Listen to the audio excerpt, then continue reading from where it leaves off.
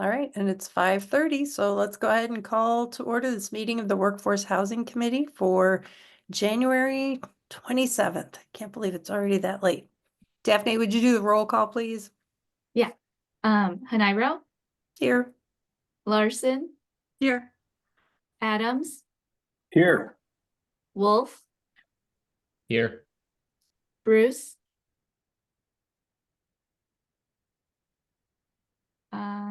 He's here. He was just muted. Oh, Here. okay. Sorry. Hi, Randy. Yeah. Hey. And then Roden. Here. And then it looks like Huang, Nugent, Famularo, and Hickel are absent. I believe Nugent told me that he would be unavailable. The other three, they might be joining later.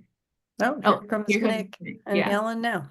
Well, and this is Okay, a different date than we normally meet because of the Martin Luther King holiday. Yeah. All right, let me make a note. Nick and Alan. Okay. All right. First item on our agenda is the approval of the minutes of our December 9th, 2024 committee meeting. Does anyone have corrections or changes to request to the minutes? Nope. On here. Nope. Okay, great. Seeing none, the minutes as drafted by staff are accepted. We have two agenda items tonight. One is a discussion of the housing data snapshot, and the second one is a discussion of community engagement and education on housing. And then under future agenda items, we're going to briefly touch base on our plans to meet with the CDA on February 13th. So why don't I turn it over to you, Daphne, to walk us through, well, to bring up the housing snapshot. So this is something that Sun Prairie, we've talked about how Sun Prairie is using their TID extension money in a lot of different ways. And one of the things they do is they prepare this housing snapshot. I think it's an every year thing, but this is the one from 2023. And I had passed this along to Daphne because one of the things we've talked about doing is trying to help residents understand more what it is we're trying to do, what our challenges are.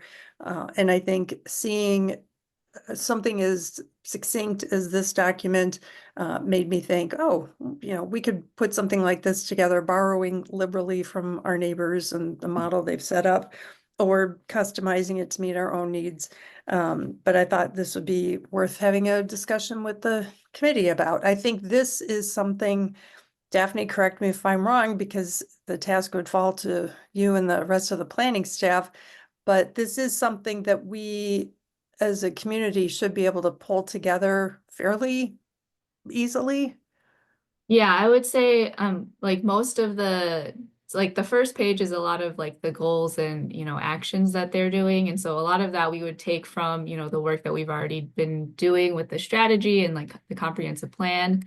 And then the second page has a lot of data, and I just pulled a lot of data from the Census Bureau just recently. They recently released their 2023 census data. And so a lot of this, would come from that as well. And I just pull that every year for the city just so that we have that information. And same thing with building permits. We, yearly we have an annual report that will look at a lot of those. So these are already a lot of things that we pull. It's just not, very front facing. It's not, towards the residents. It's not put in, this nice, well-designed packet. It's just a lot of Excel tables. So this is definitely something we could do. Great. Reactions from the members? Ben, go ahead. I'm just curious, how did Sun Prairie utilize this? How they publish it? How they make it available to people? That's a good question. Our second agenda item is talking about community engagement. And as Daphne was speaking, I was thinking, how can we package this with some kind of action on the part of our committee or the city, council? I can find out. I mean, I'm sure I found this on their website, Sure, on the yeah. pages related to how they're spending the affordable housing money. Okay. But that's a good question. Daphne, can you jot that down? Do you have suggestions, Ben, for how you think it would be effective for us to share something like this? I mean, it seems like a great piece of information to have available. Like I said, it's just curious, like I said, how they got into, kind of where they found it useful to get into people's hands. Don't know if I have any specific suggestions myself, though. Okay, thank you. Jeremy? I am a big fan of this concept. I think it's a great idea to make this type of information easily accessible to people in the community, and I think it will get them really involved in the idea of housing, just being able to easily sparse this critical housing information for Middleton. I was very uncritical of it until Ben had mentioned what the distribution might look like, and I think that's a key issue for getting people to look at this critically at all and to be engaged with it. And I would also be very curious on a related note to see what some of these educational events that Sun Prairie has held, how they did in terms of attendance and turnout. That's a great suggestion. And I'm thinking of our own local paper. Did they have something run in the paper that talked about this and, referred people to the website so that, or also to an event, so that they could get more information and dig deeper? Thanks. Randy? Oh, sorry, Randy, go ahead. Yeah, I was just thinking that it might be nice to have hard copies like at the library that people that aren't thinking about this issue, but could run across it. That's a good suggestion, Randy. And as a fellow Plan Commission member, I could see having copies of these available on the table where people sign up to make public comments at hearings and, both at the Plan Commission meetings and at council meetings. I agree. Just looking at this page right now, and you look at the building permits issued, the 332 multifamily units. I can imagine that there's some Sun Prairie residents would say, well, that's crazy amount, too high. Why are we approving all these multifamily units? So we'll have to think about how we present the data and the information, I think. That's a good point. Yeah, they could have connected that 332 multifamily units with the 2.6 rental vacancy rate showing, as an indication of that's not healthy and, and yet look at all they're building. So any other thoughts? Alan, I think you were So sharing I was looking something. at distribution. I think it went out in the Sun Prairie newsletter that they have. Yep. And then on their LinkedIn and Facebook and all that jazz. So Okay. I know And- Middleton has a kind of recurring stuff. Yep, I think the city just launched a newsletter. I've seen one edition. I haven't seen a second one, so I don't know the frequency. Daphne, do you know? I think it's monthly, but I would have to check with Brent on that. Yeah. And then regarding your questions, Jeremy, about the educational events, I think I have a meeting with the Sun Prairie housing planner in the next couple of weeks, so I can definitely ask her about that then. All right, thank you. Good. They Randy, also did you have have? a Oh, go ahead, Alan. fascinating website of from ArcGIS, which is Mm-hmm. they have a whole series of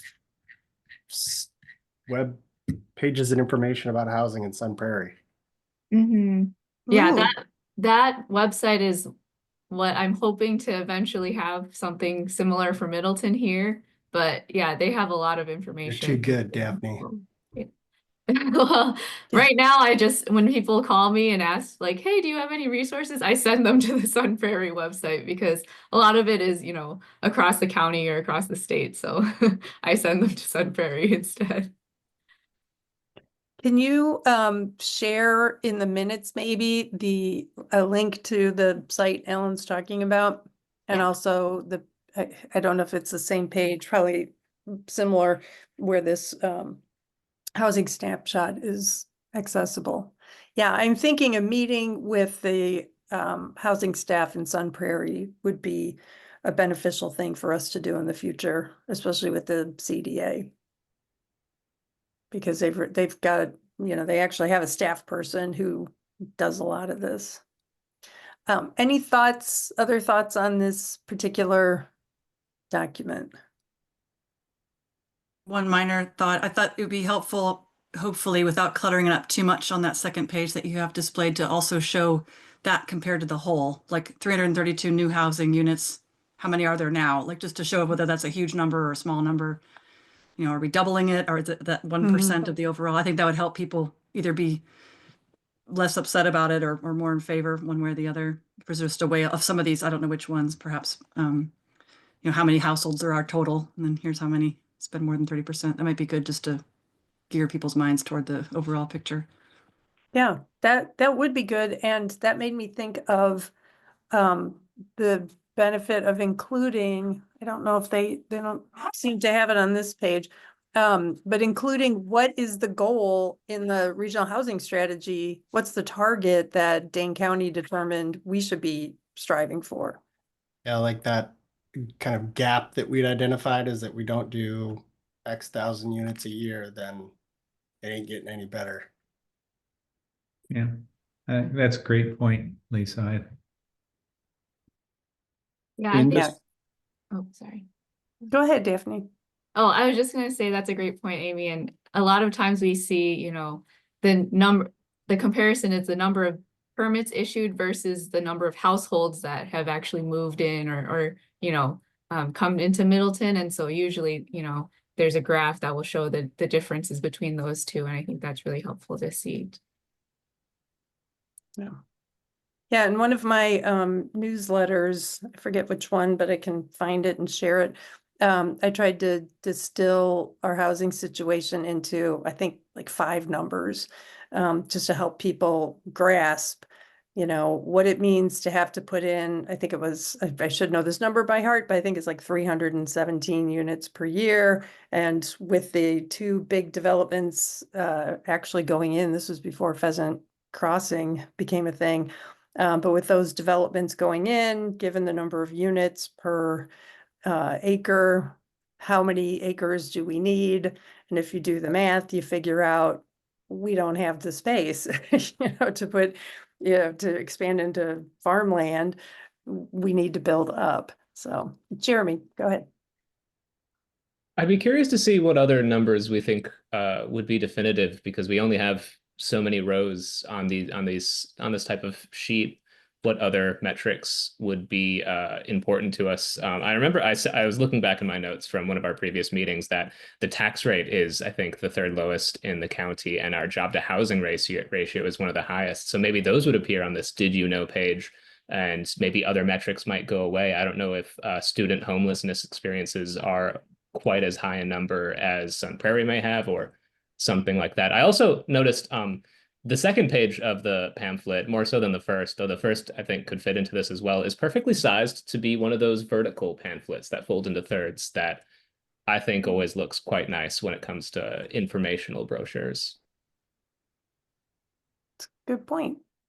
Yeah, folks think about what other numbers we might want to put in there. I know Way Forward Resources probably has information on the number of households that are doubled up, you know, where people aren't homeless in the sense, they aren't experiencing homelessness in the sense that they are you know, making their home in a car or outdoors, but they are not living in their own place. They're sharing a space with a family member or friend. Ben, go ahead. just along the kind of same conversation, what might be some most compelling pieces here? I think there's some of the numbers we've had, because this doesn't directly show the actual gap that's Sun Prairie facing, does it? Or am I missing it, right? So yeah, I know we've had charts, you know, for our direct conversations in the past that show, you know, what is our gap at need at different income levels. So just, you know, a couple of those might be useful too. Yep, that's a good point. I wonder how we could take something like, if everybody has seen at some point, Professor Paulson's, well, I don't think he originated it, but he shares a lot, the big squeeze graph that shows at the high and low ends of income, Middleton doesn't have enough units for people in that price range. And so what that does is it makes the people on the high end buy, or not buy, rent units that are more affordable than they need, if that makes sense. Whereas people on the low end have to go up to the next level, and it costs more, and that squeezes out people who, you know, ideally, if everybody sorted into the right bucket for their income level, it would be a better allocation of all those housing resources. But instead, people are squeezing towards the middle because the ends aren't well covered. Which I think is, you know, as, again, someone on Plan Commission, I think is a point that is important to mention to people when objections to new housing developments are, well, these aren't going to be affordable. Why are we building more luxury units?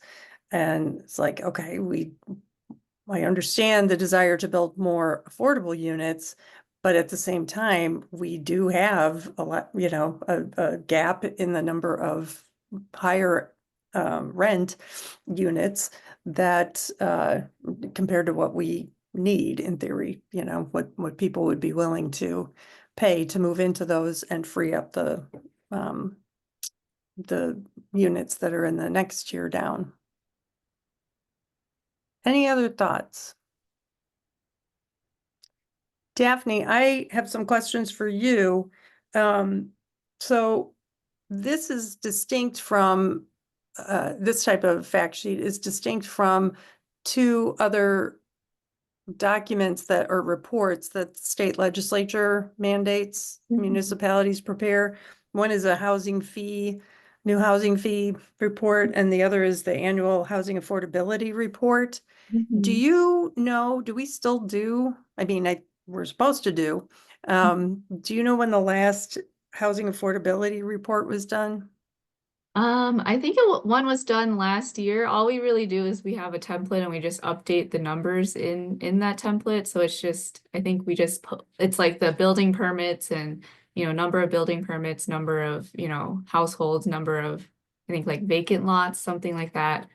So those are just the things that we update every year in that report, and then it's supposedly put on our website somewhere, but I don't quite know exactly where that is. Yeah, our website kind of needs a facelift. You're right, one of the things I remember seeing in some other, well, no, I guess it was in ours, is a map showing the vacant land that's zoned for housing. And we have a very little bit, not much at all. And it's, well, you know, it's almost not worth including that map because to zoom in close enough so you can actually see what are these parcels, you'd miss the big picture of, you know, Middleton. But I guess, you know, seeing the city of Middleton with very little of the shading indicating available land, that could be eye-opening. Well, I was hoping that that document, since it is an annual requirement that, you know, we have to do this for the state, I was hoping some of the data would help populate a document like this so that it's not new work or more work. You'd already have that resource. Yeah. What do you think? What do we all think about the time frame for developing something like this and packaging it with an educational opportunity? Is this something we want to talk with the CDA about at our February 13th meeting, because we're still working on the agenda for that?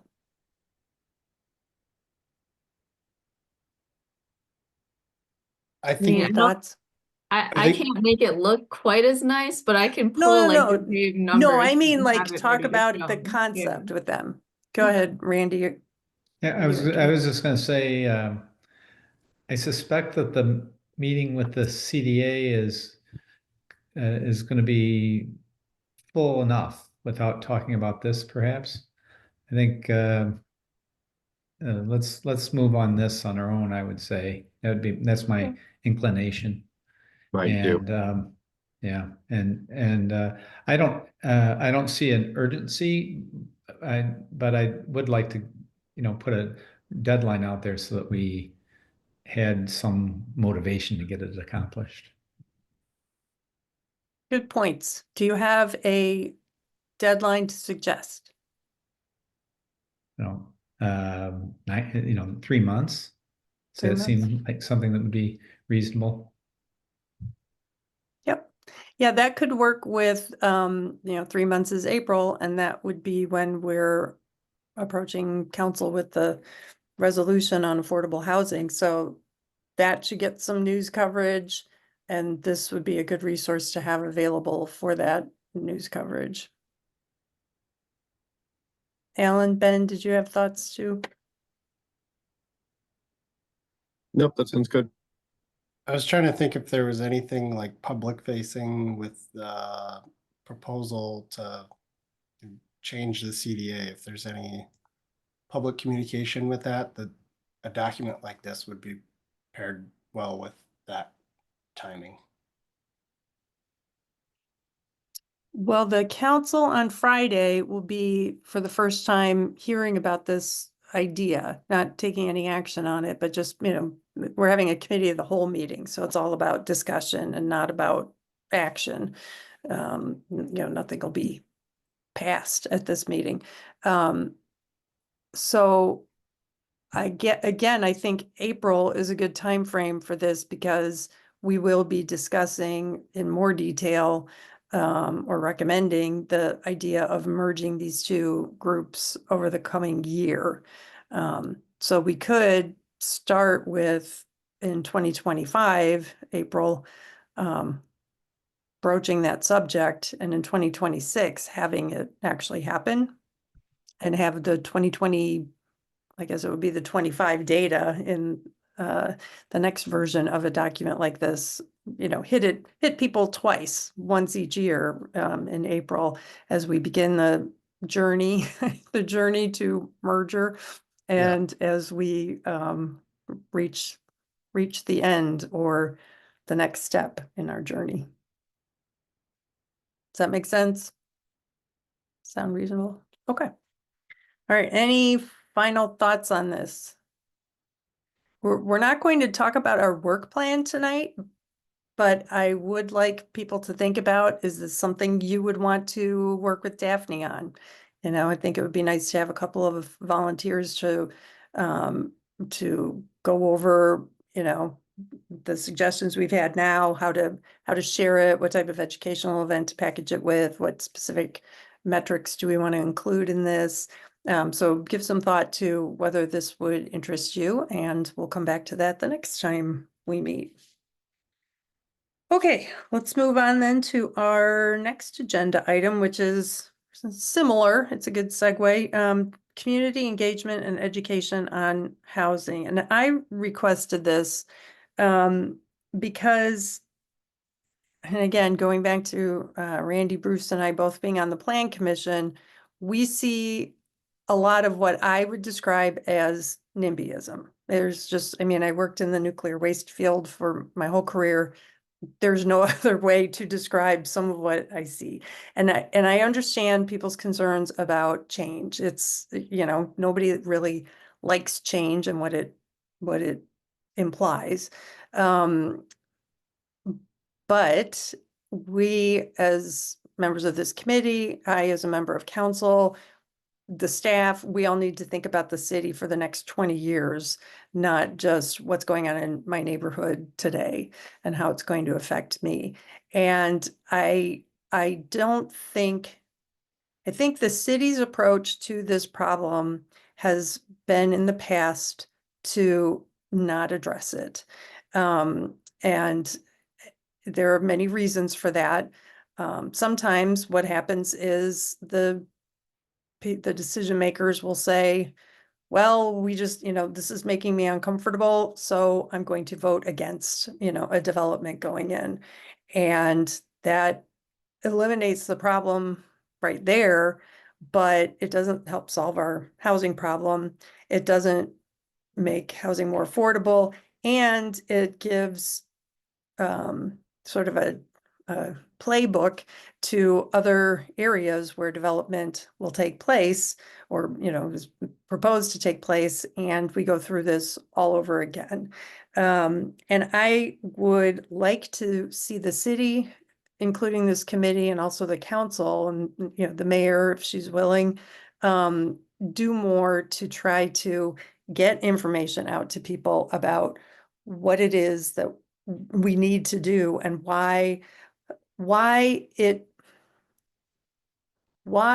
if we say we hear your concerns and don't follow through to address those concerns in the way they're suggesting, why that doesn't mean we're ignoring their concerns. Does that make sense? Because all the time I feel bad for people because, again, my career was in nuclear waste. We tried really hard to listen to public comments, work public comments into the decisions that the federal government was making. But when the request is just don't have any more nuclear power, you know, when that's the request, we can't take that suggestion, you know, that if that's the recommendation, that's one we're not going to be able to take, and here's why. Amy. Just one small thought on that. I'm new enough to the area. I'm still subscribing to the Middleton Review, but besides that paper or any others available, is it possible to do just like a question and answer format news story where we, you know, some reporter asks the questions and you're like commenting on the responses are, or we're commenting? Would that be something that we could put out? I don't know what sort of length the Middleton Review normally supports. Or any other Daphne? newsletter that we'd send out.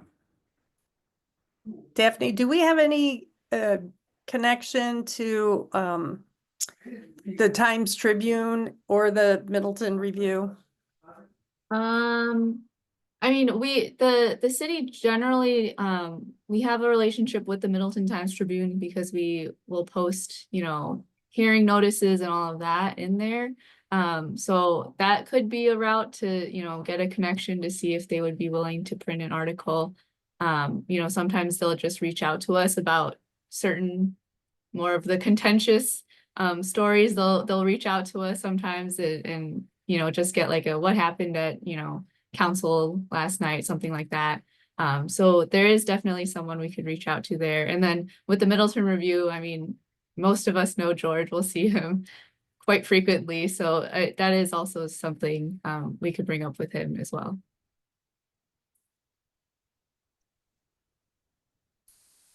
I personally don't subscribe to either of the local news sources. I read the Times Tribune at the library. Yeah, but I don't get the Review. Jeremy. I am of the impression that a lot of Dane County suffers from NIMBYism around housing. I'm curious, do other people on the committee feel the same way? I'm seeing some heads nod. Yeah, the one that I see around town recently is Save the Hill. And I'm like, what hill? I don't, but there's also, I've seen a couple signs for neighbors for more neighbors, so somebody's making signs. I think the Neighbors for More Neighbors, that's an outgrowth or a reaction to the Save the Hill and the Railroad District. Randy. Yeah, you know, I certainly see a lot of the NIMBYism, you know, come across the Plan Commission, but it is something that is county-wide because of the growth of the county. So it isn't just Middleton, it's every community in the county has the same issues. And it feels like there should be a playbook that's already been written to help us address this. And I don't know if the regional planning, you know, group could assist us in, you know, getting information packaged or out there, because you know, it's, like I said, it's not just us. Yeah, Most of the recommendations for how to deal with that are building it into the zoning code where you can up zone by right. So the things like you can build a duplex by right, you take it out of that more arbitrary review or vote process, and you say, these are the rules, they were passed on this date with this process. You can by right do whatever it says in the zoning code. So I think countywide there were steps to move more towards that thing, but that's how you deal with it, is you just take the arbitrariness out of it and you apply standards that are set and less negotiable. I totally agree. That's an excellent approach to simplify and streamline things. I think there's still a need for some sort of education, and maybe it's just council members who need this awareness, because I've seen a really good proposal that would have, you know, checked off a bunch of boxes in our comprehensive plan get voted down just because you know, in that case, they needed a zoning change. First they needed a comprehensive plan map change, but then they needed a zoning change, and council did not vote in favor of it. Despite the plan commission unanimously recommending it, the staff recommending it, the developer changing a lot of the problems, or not problems, but changing a lot of the things that caused alarm among residents. You know, when a developer listens and does the things that residents say they're concerned about, you know, when they address those, and then residents still say, no, I still, you know, now it's a different problem. You know, now it's the character of the neighborhood issue. That's, to me, that's like the hallmark of NIMBYism, but I was not, I was one of the few on council who saw it that way. Randy and then Ben. Oh, go ahead, Ben. Didn't realize I raised my hand. I guess it just came off you, but I'll jump in. I think one advantage to our opportunity might be to partner with other groups that are kind of, we know the school district, is impacted by it, and it has. I know they have kind of a coordinator for this. I met her at a Way Forward council meeting. Way Forward, again, I know Way Forward kind of makes a point to not be Middleton, focused, but we know they're spending more and more time on housing as as a root cause of food instability. So I think some of those partners there too, and also like the paper idea. And with something like this, the tough thing is always to get a wide audience that, it's because what you hear from people who do sustainability events, and it's kind of like, excuse the term, but it's usually preaching to the choir, right? The people who show up are the people who already bought in, right? So it's how do you get the message out to a broader group? So I think that, kind of some of those opportunities that people who have broader audiences to work with them would be useful. That's good. Randy? I was just going to follow up on your comments, Lisa, that we're going to have to. I do think it makes sense for the information to get tailored and presented to the council as a whole in a fashion. But we got to remember that the council members are our community members, and future council members are straight from the community. So we really need both. We need to reach out to the community as a whole as well. That's a good point. And I like the idea of working with the school district. Months ago, when we were talking about ideas for our recommendations, it was brought up that working with the business community, because the employers want to be able to have housing accessible to their employees or prospective employees, so that they don't have super long commutes. Anybody who wants to live in Middleton near their place of business should be able to. So I think that's another community that we have not.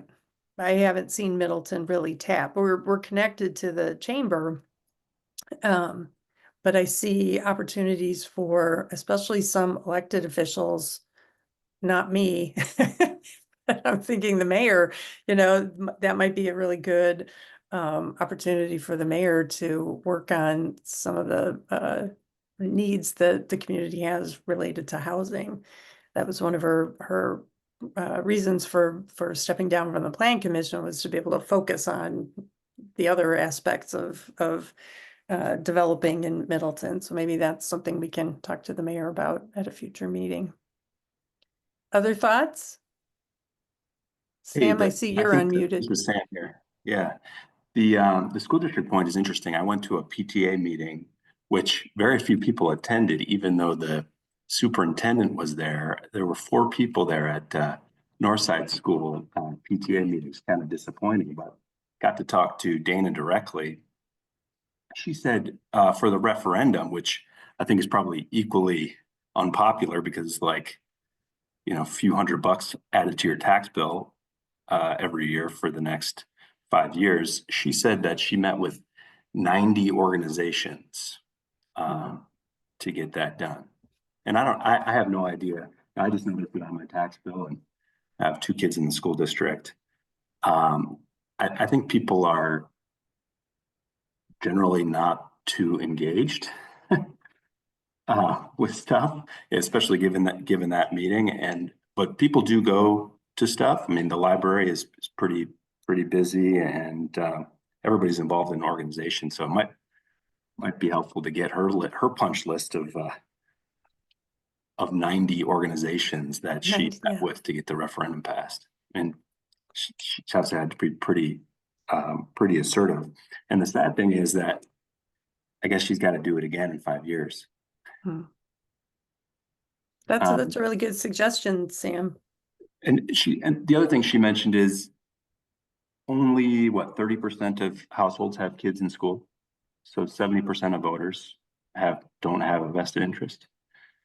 Then she said, but property values. And so I was kind of seeing this thread of how things kind of tie together. Is property values go up because the school district is good, but now everything's so darn expensive that their enrollment is going down. So perhaps, fewer kids going to Middleton Public Schools, then does that create a problem? Just an interesting thing of how this is all tied together, in addition to that kind of apathy and just having to be proactive and meet people where they're at, I think. Mm-hmm. Yep, that's a really good suggestion about reaching out to Dana. She and I were on a panel for Way Forward resources, actually, at the library. And it was really interesting to hear about, well, first of all, to hear about like what the library does. I wondered, why is the library organizing this with Way Forward? That seems like it wasn't just because of the location. It was the library director's idea to have this panel. And it turns out they spend a good chunk of their staff time helping people access resources online at the library. And it's, it takes skill to be able to figure out that they don't want to come out and directly ask, can you help me, find these resources? There's a special, talent to figuring out. That's what people are really trying to do.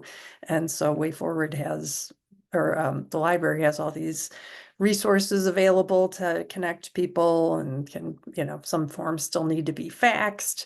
So they'll make their fax machine available. So I had no idea that was happening all the time at our library. And yes, to get the punch list idea. And again, I was thinking we should also talk to, when we meet with Sun Prairie, let's make sure we ask them, which groups in your community did you reach out to?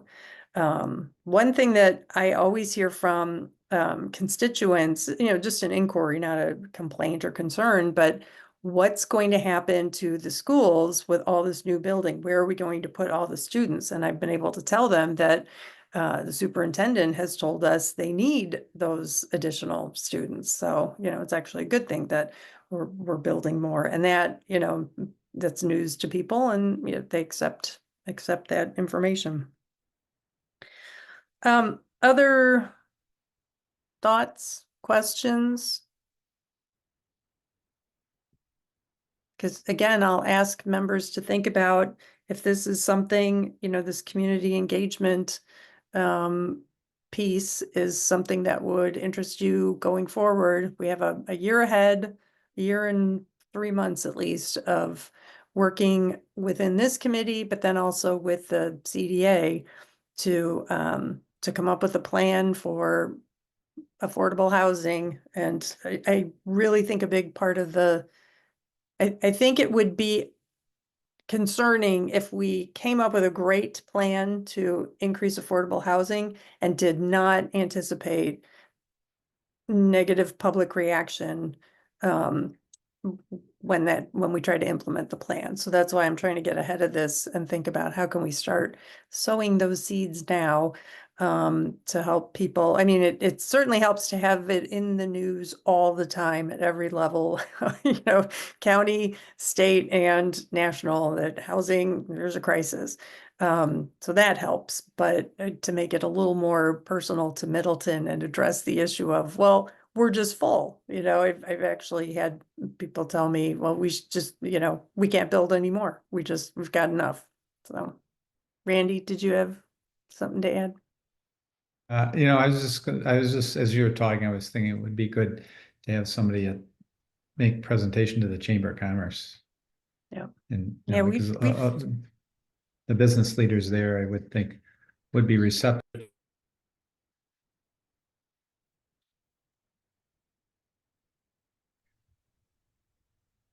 But I missed the last part. I think you got muted somehow. Yeah, But yes. I think it'd just be good. Okay. I think they'd be receptive and influential as well. Okay. Daphne, do you ever go to the chamber meetings? I'll go to a couple of them. I mean, we went to one, I think it was probably early last year with Kurt Paulson, where he gave, an overall, it was the same one that, he gave to basically workforce housing about, housing in Middleton and in Dane County region. So they've had a couple of those, but yeah, I definitely agree that the business community is something that we should, reach out to more and have them come to our meetings and, discuss their plans with housing.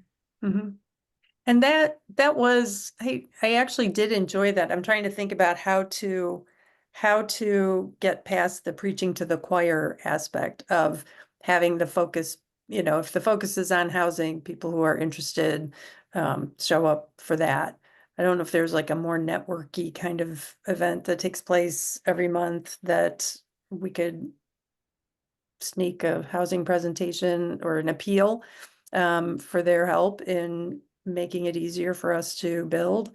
It would have been great if we had the chamber show up and some downtown businesses show up to support the development of new housing in downtown Middleton, because they're they would benefit. The people who might live in that building aren't here to speak to it.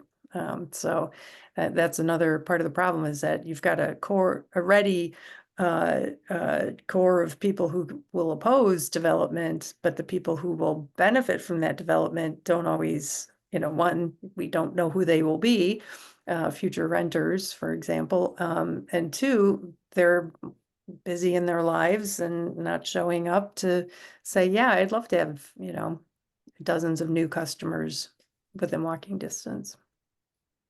Randy, did you have something to add? You're No. unmuted. Okay. All right.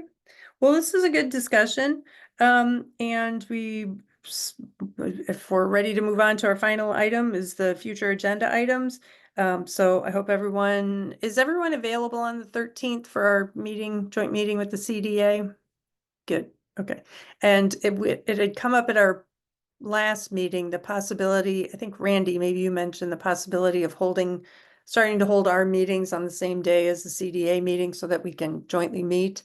I don't know if we'll need to do that every time, but it certainly is. The CDA talked about it at their last meeting too. So I think if we're really going to be trying to work together to come up with the plan, it makes sense to do that. So we'll put that on the agenda and talk to the folks then.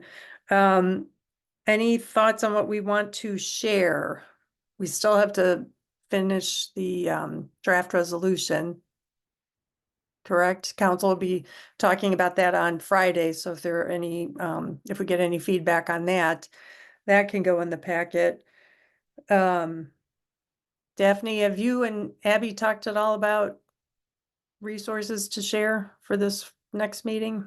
Yeah, so I compiled some of our, and this might be good for a lot of this committee also to review again, but I compiled all the recordings that where we had, Kurt Paulson and the Wisconsin Housing Alliance and like Community Land Trust. I compiled all those videos from our committee meetings to send over to CDA. And then I can send that same list over to you guys just to, have another review if you need it. And then there are a couple other items in there that CDA was interested in having some resources. So Okay. yeah, I can send that over to you guys as well. Okay, that sounds good. And I can reach out to Alder Nelson. I understand she's chairing now the CDA. Mhm. I'll reach out to her and she and I can talk about the agenda and coordinate with you and Abby. As far as goals for our meeting with them, I think finalizing the resolution and then discussing plans for how our collaboration will work. That's probably what we can accomplish in one night. And at a future meeting of this committee, I'd like to talk about our work plan, a proposed work plan. Our conversation with CDA will help flesh out some of the ideas for different subcommittees that we might be able to organize. In addition to the two things that we talked about tonight, the housing snapshots and community engagement. Think about your interests and where you might want to wind up on a subcommittee. And if anybody does not have time for a subcommittee, that's totally fine. That's totally fine. We'll manage. Because you might not have signed up knowing you would have more than the monthly meeting, and that's totally okay. But if you are available and have some flexibility, we welcome your involvement. All right, any other future agenda items people want to bring up? If not, oh, go ahead, Ben. Sorry, not directly to your last question, Lisa, but on the CDA met since we've last met, right? And I was just curious if there's Yes. anything that came out of that meeting that is instructive for our meeting, or if the collaboration was on their agenda. I thought it was, but I didn't check their minutes or anything like that, so I don't know. It was. I watched the recording of it today. I can say there was a lot of talk about keeping this committee going even beyond a year from now when we have the actual plan for how to implement our affordable housing goals. So there's still there's definitely a desire on their part to have us involved in helping them adjust to a new mission. So the roles and responsibilities of the CDA reauthorized, I'll say CDA with an expanded mission. That's something that they talked about a lot. And I would encourage you to, if you have time to, listen to the meeting on 1.5 speed or something. Because it was good to hear some of the thoughts people had. Good, thanks. Sure. All right. Well, we've reached the end of our agenda and we are adjourned. Thank you, everybody. I really like this group. We have a really great group. So thank you all for participating. I enjoy our discussions. Have a good Thanks night. Yep, Stay thank you. warm. Have a great night. Bye. Bye, y'all. Bye.